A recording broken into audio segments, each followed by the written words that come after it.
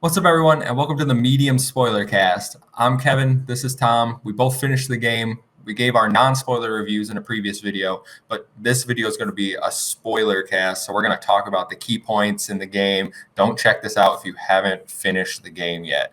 So I want to start right at the beginning, Tom. We have the opening cutscene. Marianne's talking to us. It all starts with a dead girl. We get a gunshot on the bridge, goes to her talking about Jack. Jack has just passed away from what we're gathering, and then we're thrown into the apartment with the goal to find a clip tie.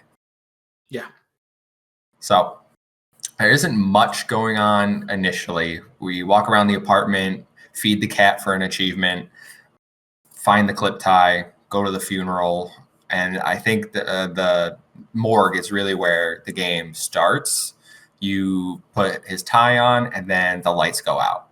So I was like, oh shit, here everything goes. This is where things are gonna get real. We find out, we're walking through back to where the ghost is leading us, and it's Thomas. Or not Thomas. It's Jack. It's Jack. Jack just died. Where we put him back in the morgue, and Jack is like, I gotta do all my work. He doesn't really recognize that he's dead. So we talk to him a little bit and send him on to the afterlife. And then we get a phone call later on. Someone tells us to come to this hotel. Pretty creepy. I'd be like, no, I'm going to call the cops instead. I ain't going to no hotel. But Marianne decides, I'm going to take my bike over to the hotel. We get there, and this is where shit goes off the rails. It's a little slow burn, but this is really where the main game takes place. So we're introduced to Sadness. What was your initial impression when we saw Sadness? I got a creepy vibe from her. I wasn't really sure what to expect from Sadness. But I felt like the whoever acted for her, they did a really good job. I felt like Sadness added a whole lot in the beginning. Interactions with her and Marianne, it really was. It was really like it really connected. Like you felt like they knew each other. Mm-hmm. Like she was like, Marianne was like confused. She really didn't know a lot about the past, and who's the main character in this? Marianne is the main character. I was thinking about Lily. Oh, I'm gonna have to edit that. I'm gonna edit that part. That's fine. Marianne's the main character, but are we talking about Lily or Marianne? We're talking about Marianne. She meets Sadness. Okay. Oh, yeah, we don't know if she's Lily yet. Yeah. We'll get there. We'll get there. All right. So we'll go back. It's okay. So we meet Sadness, and as you were saying, they do kind of have a good relationship off the bat. They kind of act like they do know each other. It gave me Marianne was treating her as a child, kind of like a mother or a big sister role. She was like, "Oh, it's okay, I'll play with you. Don't be sad." But Sadness keeps dropping all these hints that there's something wrong, something in the hotel. You shouldn't really be here, Marianne. So after we see Sadness, she's like, "Well, you gotta see Thomas. Thomas is probably who called you." So we make our way through the hotel. And along the way, we start getting into the gameplay loop of the medium. And that is, we find spirits that need to be sent off to the afterlife. And this is usually done by collecting masks and their name, because apparently those are the two things Marianne needs to be like, adios, this is where you're going. And we have to do that. I think there's a total of 3 times. Is that how many we do? There was 3, and that's when she discovers some of the new powers, like her being able to just go through the different world just by going through the mirror itself. Mm-hmm. Where up until this point, we just saw the side by sides. Yeah, which happen randomly as you're playing the game. You just randomly start getting a migraine, and then you'd be split in the 2 worlds. But she does have the ability to absorb energy and blast it and make a shield, as we talked about, and has been seen in the trailers. So we saved those 3 people, all the while being chased by a very creepy monster named Ma, played by Troy Baker. who does a fantastic job in creeping me out. But we're not really sure why the monster wants us, besides he wants to wear our skin, is what he keeps saying. Mm-hmm. So eventually we get through the hotel and we find our way to Thomas's office. And in Thomas's office, we're allowed to see memories of the past. Essentially, we see these. You have to turn back the clock. This is where you turn back time for the first time with the clock, and you see fragments of him discussing the tragedy that happened here, discussing everything that we don't really have context for in this moment, but you know something bigger is coming. So we go in there, we find Thomas, and then we're introduced in these flashbacks to a character named Richard. And Richard is Thomas's friend. But Richard is seen with a little girl named Lily, or Lillian, who is Richard's daughter. Yep. And they're getting a little too friendly, for lack of a better word. Well, he said it was friendly in a way that not adults do. You know, he threw that in there. Yeah. He said some things. His actions were a little different. You get some more scenes where you find out about Richard and Lillian and how their relationship wasn't the most appropriate for an adult to be having with a 13-year-old child.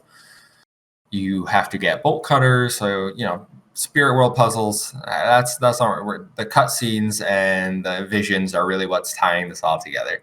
So we make our way to the day room, and the day room is where, if you watch our non-spoiler review, I said wheelchair. This is where the wheelchair part happens, and this is probably where the story picks up and really becomes good. Before you're just doing general medium stuff. This makes it a little more personal to Marianne. So you sit in the wheelchair and you have your first vision as Thomas. And Thomas is searching through Richard's room trying to find something. And what does he find but a journal written by Richard all about his daughter, Lillian. Yep. And how obsessed he was and how creepy. The whole thing is very creepy. What were your feelings about this scene? I just want to go back just a little bit. Talk about the beginning of Thomas when we were introduced to him. So in this, when we're first introduced, we see him talking to his, his spirit world self, and it's a little different than Marianne's. It's where Marianne's is like they're the same person. Yep. She sees things. Yes, in Thomas's case, his spirit world self, it looks like they're just a different personality, different person completely, and they're sort of talking to each other. Mm-hmm. And that's when he points out I know where it is, and that's when they found the journey we're talking about. Yeah. So it's interesting to see that they're two kind of separate mediums. Mm-hmm. In terms of Richard, I thought that entire journey was so good. I liked the house. I loved being in the maze, and I felt like you had to go through it 3 times. Yeah. And each time it changes and gets a little bit more creepier and darker until you get to the very end, where Richard is finally breaking down and he's not sure what he did. He knows what he did, but he's trying to justify himself, sort of. Mm-hmm. And I think they nailed that part so good. The atmosphere was great there. And I want to touch on the powers as well for Thomas. His powers it looked like they were fueled a little different than Marianne's. Yeah. Instead of Marianne's, where she feels like her powers with thoughts of happiness, mm-hmm. his was dark thoughts, thoughts of rage. And that's what gave him his extra power bursts. And I just thought that's something interesting to touch on. Yeah, so I did not expect to play as Thomas. That was something that came out of nowhere. Obviously, the reveal that he's a medium as well and that he has something going on similar but a little different to Marianne. But then you take over, you go into Richard's mind because Thomas is like, I'm going to kill you for what you did to my daughter. Goes into his mind. He's trying to find the kid version of Richard, who, if you kill that, will kill Richard. But you have his power, both his arms Marianne only gets one arm glowing when she absorbs energy. Thomas can hold a lot more. His blasts are way bigger. He has, which I don't know if it's introduced in this time when you're playing as him, but in the next one, where he has the power where you can move objects. Yeah. So he can change the environment and move it. So he's a lot more powerful, I think, than Marianne in certain ways, more physical and like aggressive ways. I think Marianne is more the nurturing type of medium, where Thomas seems to have his powers based in more, I'm going to use this to psychologically harm you.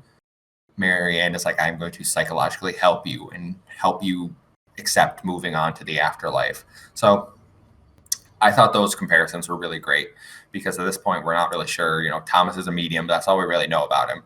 And obviously we can understand father, he just found out his 13-year-old is getting molested by who he assumed was his best friend, which tone shift. I did not expect this game to deal with subject matter like that. I thought it was just going to be ghosts and demons.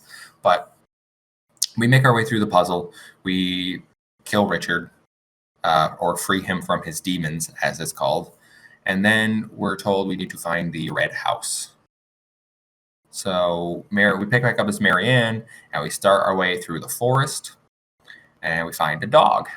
And the dog is like, my owner needs help. Come on, good boy. So we go find the owner, who looks like he's been exploded from the inside out. And then Troy Baker shows back up in all his glory to terrify us and try to wear our skin again.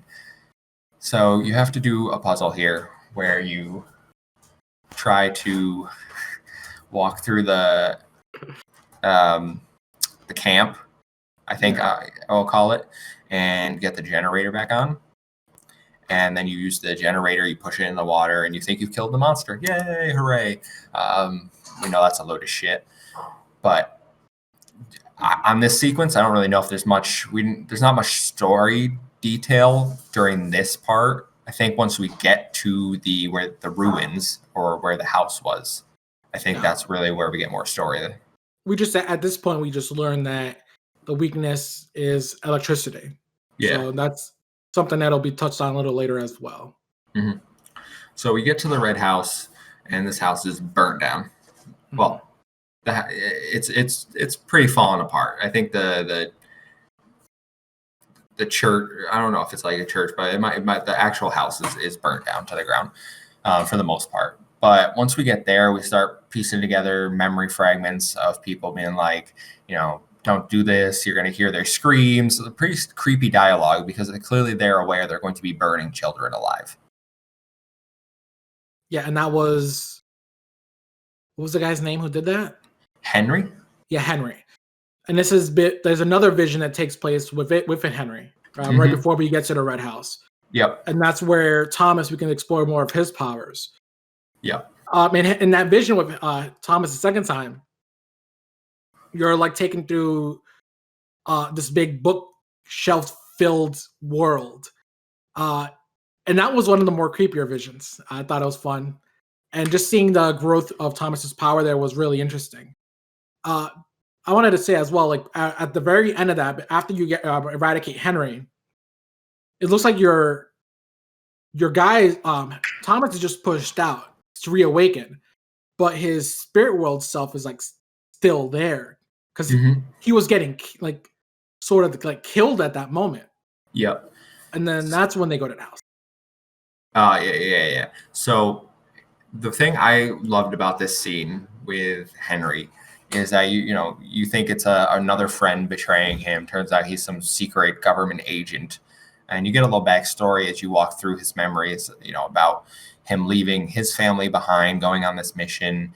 He's aware that supernatural powers exist, so he's been watching Thomas, and he's aware of what's going on. So he captures him, ties him up in a chair.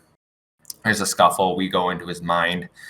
And we think, okay, we're going to go do the same thing we did to Richard. We're gonna kill Henry, his child, because the child is like quivering just like the other one was. We're like, all right, no big deal. So we're walking through, and there's a lot more monsters in this one.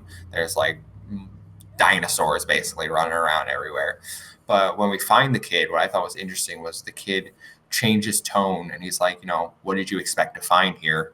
Someone that was like full of remorse or like regret what they did, or like a feeble little child. And that wasn't the case. Like, he was controlling the monster. Like, he basically accepted that he does bad things and he's completely fine with it. He has no problem doing that. And I think that really shows, like, just because, like, Richard was different. He did bad things on the outside, but his inside, like, was remorseful and good to an extent. But Henry is completely evil throughout. Like, he does bad shit in real world, and he doesn't care. His inner conscience doesn't exist. So I think that was a good way to examine that duality between people and how they can be different psychologically. But yeah, we do see Spirit Thomas get trapped there, and we think, oh God, he's dead. Rest in peace.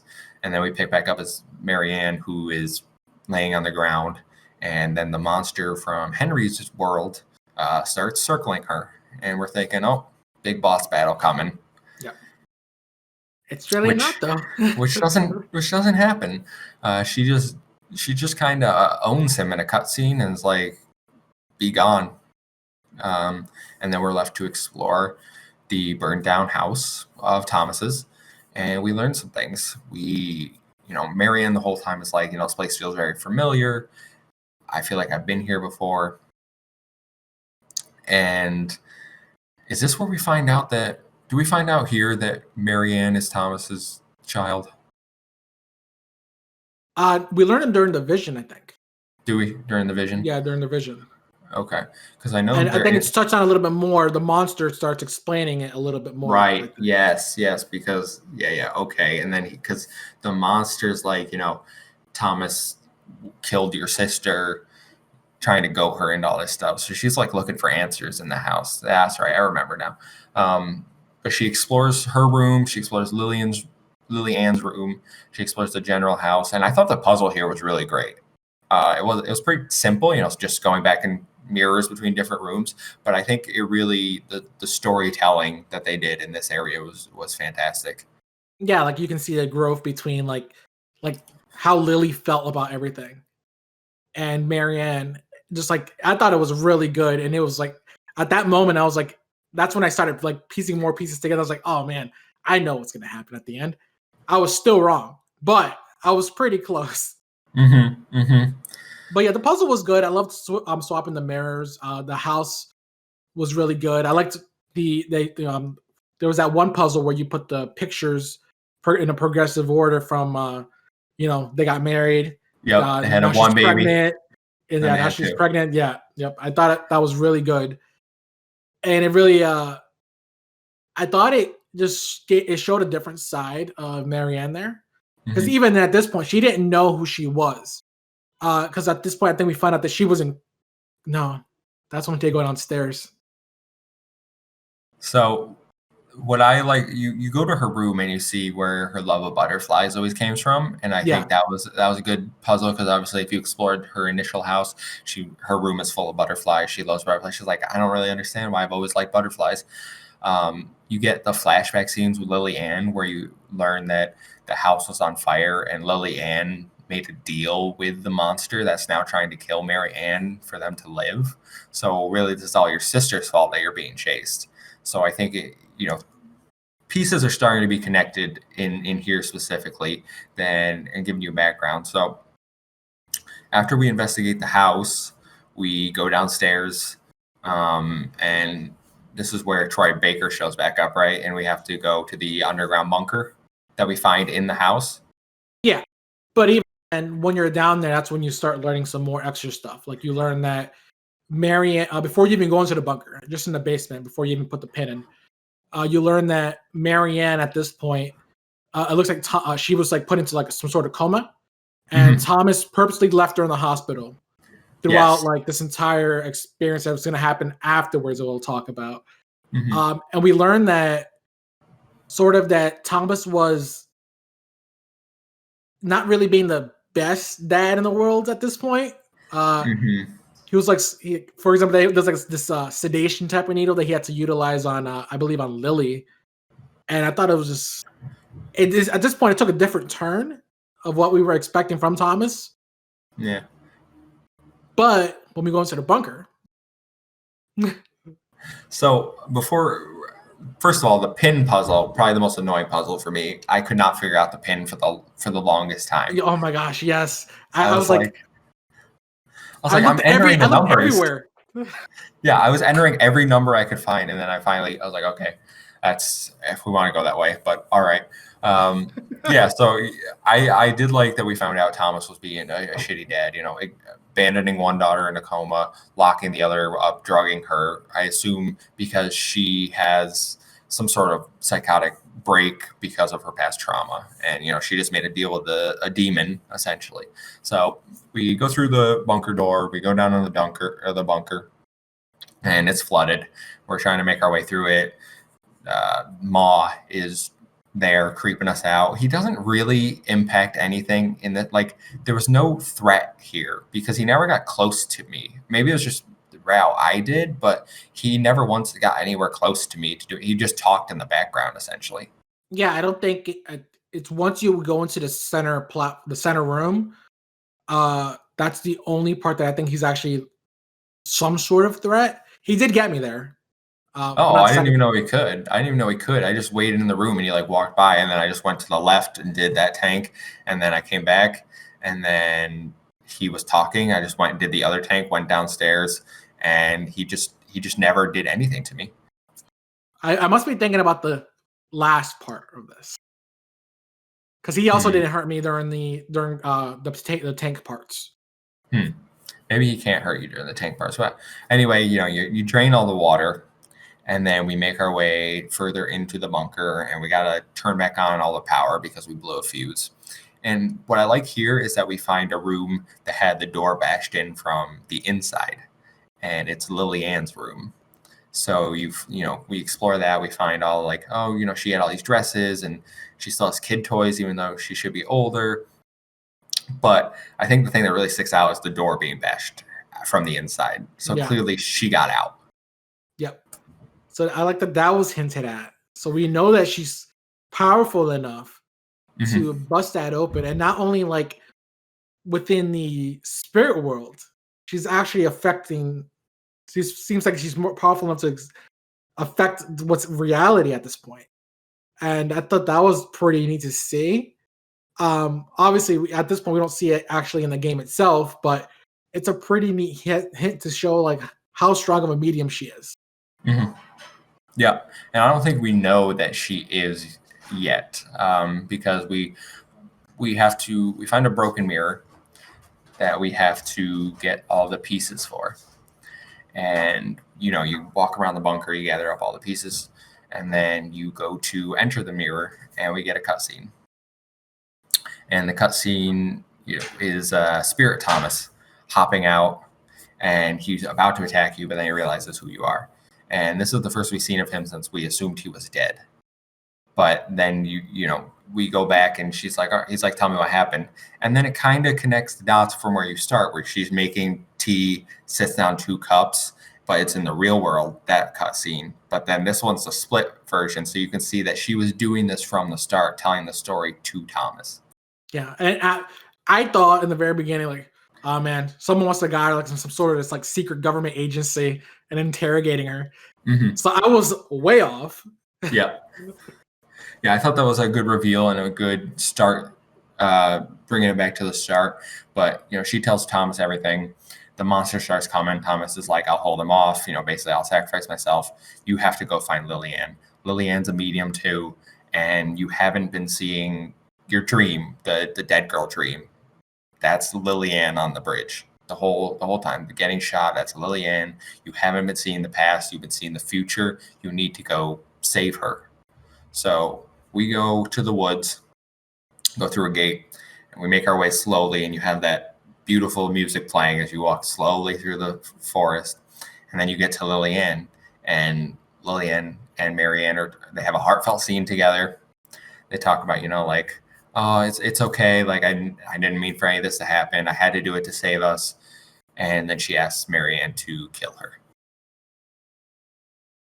And then we don't And know. then, We don't know what happened. well, then the monster shows up, and Marianne's like, I can't do it. And the monster's like, I'm gonna wear your skin. And Marianne pulls a 180. He's like, No, I'll just kill myself.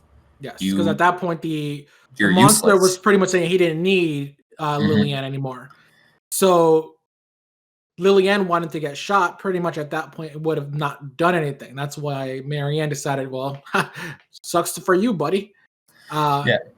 So if Lillian died, the monster is going to die because it's a part of her. Yes. But the monster only exists because of the deal, because it needs Marianne. It needs to eat Marianne essentially to live. But Marianne's like, I'm not going to kill my sister. I'll kill myself. And Lillian's like, don't do that. And so I don't know how I feel about this ending where you hear a gunshot and it fades to black. Yes. So we don't know if she did it.